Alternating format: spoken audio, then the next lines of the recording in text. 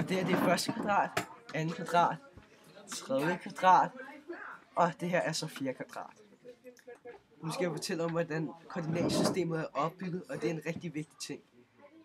Koordinatsystemet har noget, der hedder en x-akse, og den er vandret, som I kan se her. Udover x-aksen er der så noget, der hedder y-aksen, og den er lodret, som I kan se på billederne. Det her er centralpunktet, det kalder vi 0,0. Her har vi punktsætning. Det er hvor man sætter et punkt ind på koordinatsystemet efter nogle tal, man har fået givet. I det her tilfælde tager vi 2,3. Altså, først så går man 3 op, og så 2 ud. En ret linje. 2,3 og minus 2,3.